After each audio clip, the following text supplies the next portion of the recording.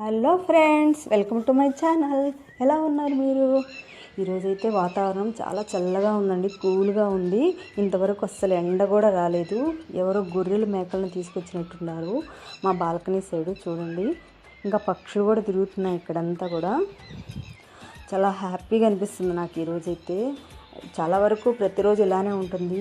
ఏదైనా పని ఒత్తిడి భారం ఎంత ఉన్నా ఎలా ఉన్నా కానీ ఇలా బాల్కనీలోకి వచ్చి కాసేపు ఇలా అంతా చూస్తుంటే చాలా బాగున్నట్టు అనిపిస్తుందండి నాకైతే. ఇలాంటి ప్రకృతి వాతావరణంలో ఉంటే చాలా హ్యాపీగా ఉంటుంది కదండి. ఫ్రెష్ గాలి చాలా హ్యాపీగా అనిపిస్తుంది నాకైతే. ఫుల్ ఎంజాయ్ చేస్తుంటాను నేను ఎప్పుడు కూడా.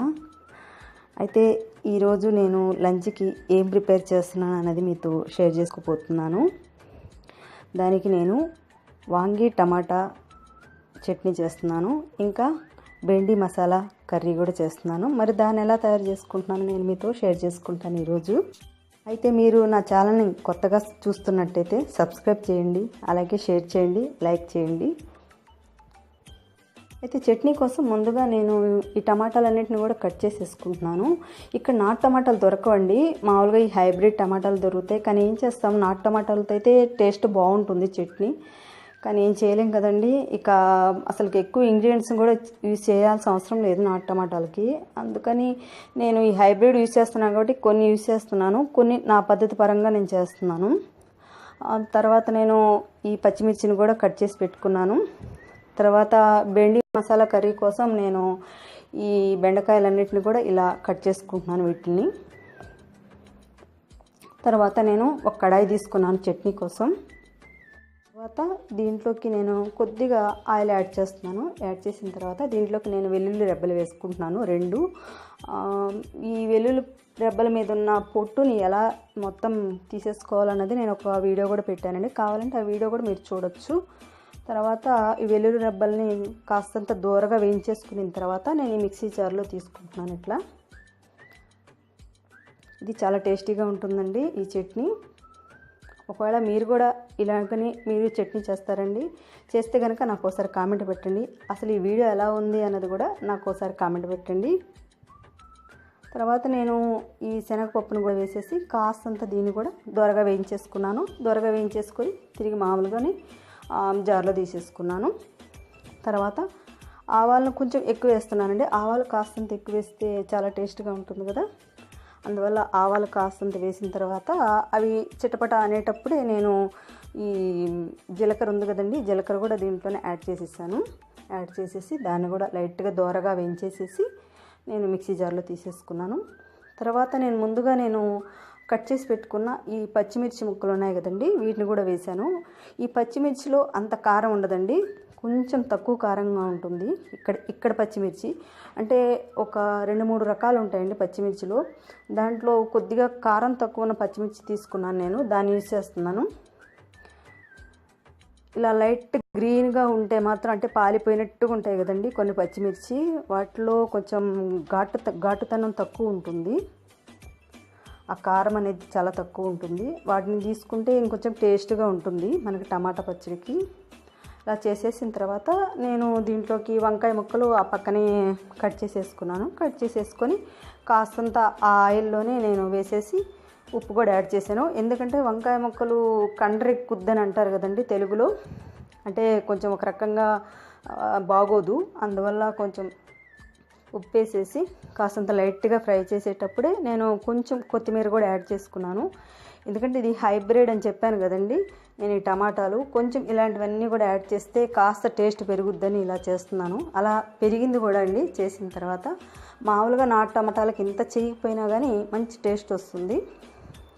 ఆల్రెడీ నేను టమాటాలు కాస్తంత గ్రైండ్ చేసుకున్నాను, ఎందుకంటే నేను చెప్పాను కదండి బెండి మసాలా కర్రీ కోసం అని చెప్పి ఆ టమాటాలని కాస్తంత పేస్ట్ చేసి పెట్టుకున్నాను.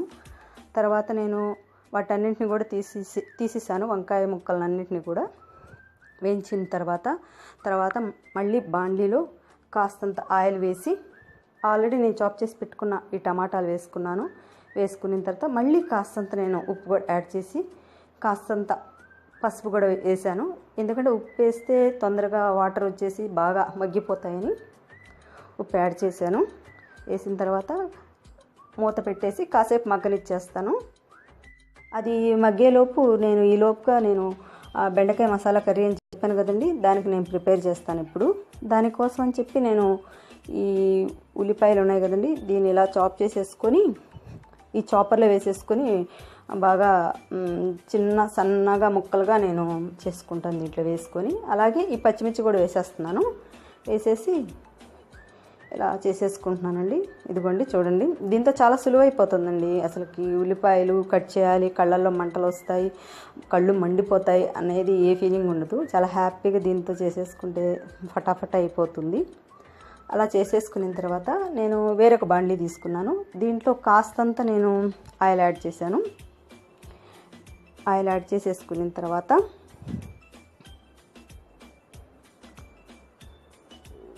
కొంచెం వెల్లుల్లి రెబ్బలు వేసుకున్నాను.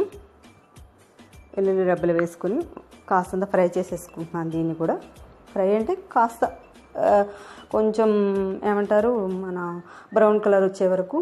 తర్వాత మన తాలింపు గింజలు ఉన్నాయి కదండి, శనగపప్పు, మినపప్పు, ఆవాలు, జీలకర్ర ఇవన్నీ కూడా వేసిన తర్వాత వెంటనే నేను కరివేపాకు వేస్తానండి. కొంచెం మంచి వాసన వస్తుంది వెంటనే వేస్తే కరివేపాకు. తర్వాత నేను దాంట్లోకి ఉల్లిపాయలు వేసి కాస్తంత మగ్గనిచ్చుకుంటున్నాను. తర్వాత ఆ పక్కనే స్టవ్ మీద నేను ఇంకొక బాండ్లీ తీసుకున్నాను.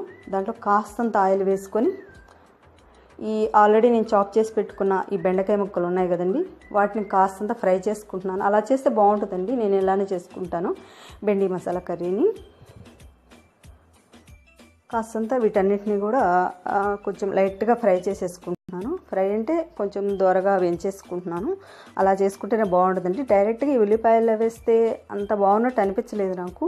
అందువల్లే నేను వేరొక కడాయి తీసుకొని ఈ విధంగా నేను ఎప్పుడు చేసుకుంటానండి. ఇదేమీ స్పెషల్ ఏం కాదు, నేను ఎప్పుడు కూడా రెగ్యులర్ చేసుకునేవే ఇవి. ఈ బెండి మసాలా కర్రీ చాలా టేస్టీగా ఉంటుందండి. ఒకసారి మీరు ట్రై చేయండి. ఎందుకంటే కొంతమంది బెండకాయ తినను అని అంటారు. అలాంటి వాళ్ళు దీన్ని తయారు చేసుకుంటే చాలా బాగుంటుంది, చాలా టేస్టీగా కూడా తినొచ్చు అనమాట. ఎప్పుడైనా మనం కర్రీస్ చేసేటప్పుడు దానికి కావాల్సినవన్నీ కూడా మనం తయారు చేసేసి పక్కన పెట్టేసుకుంటే మనం కర్రీ చేయడానికి చాలా ఈజీగా అయిపోద్ది అనమాట. వెంటనే అంటే అక్కడ ఎక్కడ పెట్టాము, అరే మనం ఇది పెట్టలేదు, ఇది వేయలేదా, అది వేయలేదా అని మనం తిక్కమక్క పడాల్సిన అవసరం ఉండదన్నమాట. తర్వాత నేను ఆల్రెడీ నేను మగ్గుతుందని చెప్పాను కదండి టమాటా, ఇది ఆల్రెడీ పక్కన పెట్టాను ఇందాక. ఎందుకంటే ఈ బెండకాయ ముక్కల్ని వేయించడానికి అని చెప్పి దాన్ని పక్కన పెట్టాను. తర్వాత ఈ బెండకాయ ముక్కల్ని కాస్తంత వేయించేసా కాబట్టి పక్కన పెట్టేశాను. తర్వాత అదే స్టవ్ మీద నేను ఈ టమాటా అది కూడా పెట్టేశాను మగ్గడానికి. తర్వాత ఈ పక్కన కడాయిలో నేను ఆల్రెడీ వేసి పెట్టాను కదండి తాలింపు గింజలు, కరివేపాకు, ఈ ఉల్లిపాయ ముక్కలు ఇవన్నీ కూడా దోరగా వేగిపోయాయి. ఇప్పుడు వేగిన తర్వాత దీంట్లోకి నేను ఆల్రెడీ వేయించి పెట్టుకున్న ఈ బెండకాయ ముక్కలను కూడా యాడ్ చేశాను. యాడ్ చేసిన తర్వాత ఒకసారి కాస్తంత మిక్స్ చేసేసుకుంటున్నాను. ఇలా పూర్తిగా నేను కాస్తంత మిక్స్ చేసేసుకుంటున్నాను. మిక్స్ చేసేసుకున్న తర్వాత దీంట్లోకి నేను కాస్తంత ఉప్పు యాడ్ చేస్తున్నాను. నేను ఇప్పుడే యాడ్ చేస్తున్నానండి ఉప్పు. ఇందాక నేను బెండకాయ ముక్కలను ఫ్రై చేశాను కదండి, ఆ టైంలో నేను అసలుకి ఉప్పు యాడ్ చేయలేదు. ఎందుకంటే ఈ బెండకాయ ముక్కలు ఎప్పుడైతే మనం వేగేటప్పుడు ఉప్పు యాడ్ చేస్తామో ఆ బెండకాయ ముక్కల నుంచి జిగురు వచ్చి అసలు బెండకాయ ముక్కలు వేగవన్నమాట. అందుకని నేను అవి వేయించేటప్పుడు మాత్రం నేను అసలు ఉప్పు అనేది యాడ్ చేయలేదు. తర్వాత దీంట్లో వేసిన తర్వాత నేను ఉప్పు అనేది యాడ్ చేశాను. యాడ్ చేసిన తర్వాత నేను కాస్తంత దీంట్లోకి పసుపు కూడా యాడ్ చేశాను. తర్వాత నేను రసం పౌడర్ కూడా యాడ్ చేశాను. రసం పౌడర్ వేస్తే చాలా టేస్ట్ వస్తుంది అనమాట దీనికి. అందుకని కాస్తంత ఒక 1/2 టీ స్పూన్ అనమాట రసం పౌడర్ తీసుకున్నాను. తర్వాత 1 స్పూన్ వచ్చి కొరియాండర్ పౌడర్, ధనియాల పొడి అండి, దాన్ని కూడా నేను వేసుకున్నాను. తర్వాత దీంట్లోకి కాస్తంత రైస్ ఫ్లోర్ వేసుకుంటున్నాను, అంటే బియ్యం పిండి అంటారు కదా, దాన్ని వేసుకున్నాను. ఇప్పుడు నేను బెండి మసాలా కర్రీ కోసం మసాలా పౌడర్ అనేది నేను ఒకటి తయారు చేసి పెట్టుకుంటానండి ఎప్పుడు కూడా, దాన్ని యాడ్ చేసుకున్నాను. అయితే ఈ మసాలా పౌడర్ని ఎలా తయారు చేసుకున్నానంటే ఎండుమిర్చి, ధనియాలు, శనగపప్పు, మినప్పప్పు, జీలకర్ర, నువ్వులు ఇవన్నీ కూడా కాస్త ఫ్రై చేసుకొని వీటిని పౌడర్గా చేసి పెట్టుకుంటానండి. ఎప్పుడైనా సరే మనం ఫ్రై చేసే వంటల్లో కానీ ఈ బెండి మసాలా కర్రీలో కానీ ఆ మసాలా పౌడర్ వేస్తే బాగా టేస్ట్ వస్తుందన్నమాట. తర్వాత దీంట్లో ఆల్రెడీ నేను పేస్ట్ చేసి పెట్టుకున్నాను కదండి టమాటాలు, ఆ పేస్ట్ కూడా దీంట్లో వేసేసుకున్నాను.